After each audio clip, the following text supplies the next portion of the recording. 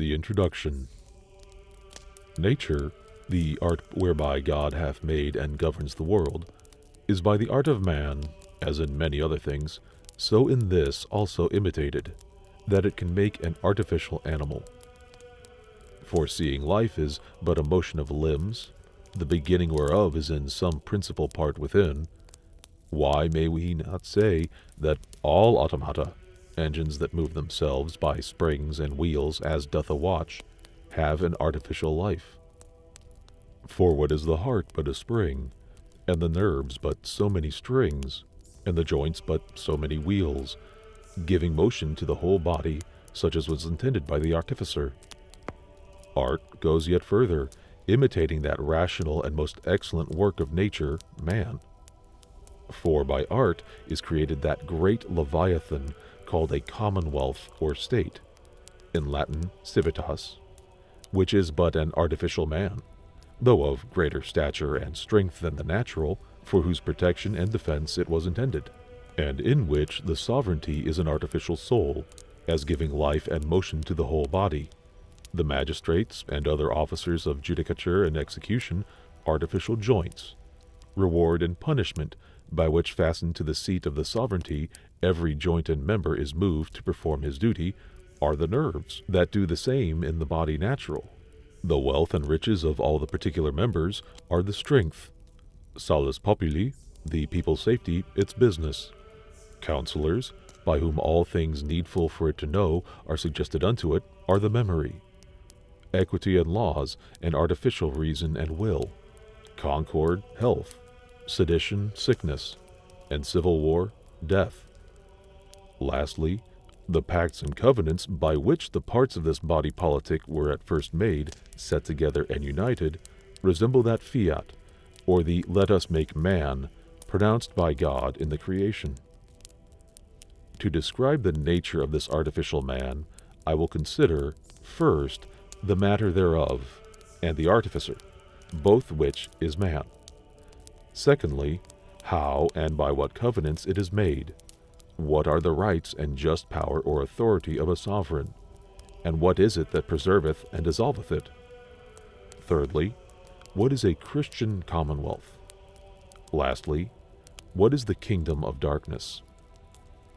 Concerning the first, there is a saying much usurped of late, that wisdom is acquired not by the reading of books, but of men. Consequently whereunto, those persons that for the most part can give no other proof of being wise, take great delight to show what they think they have read in men, by uncharitable censures of one another behind their backs.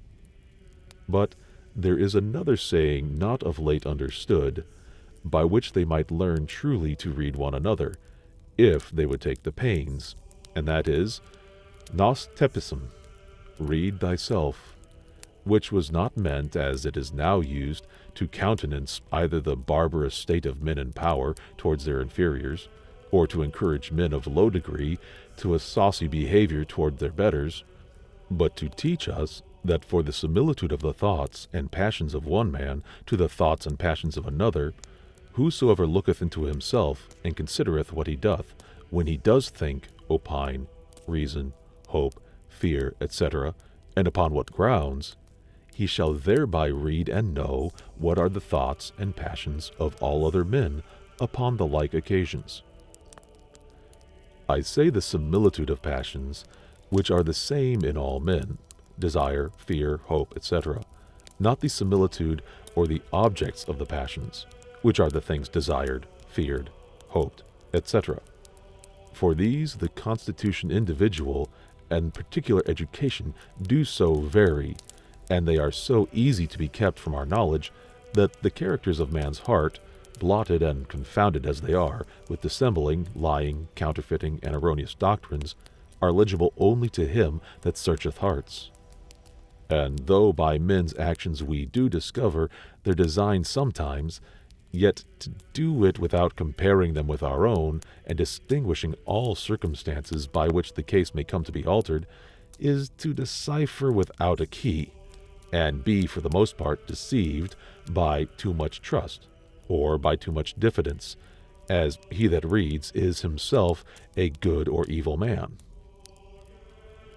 But let one man read another by his actions never so perfectly, it serves him only with his acquaintance, which are but few. He that is to govern a whole nation must read in himself not this or that particular man, but mankind, which, though it be hard to do, harder than to learn any language or science yet, when I shall have set down my own reading orderly and perspiciously, the pains left another, will be only to consider if he also find not the same in himself. For this kind of doctrine admitteth no other demonstration.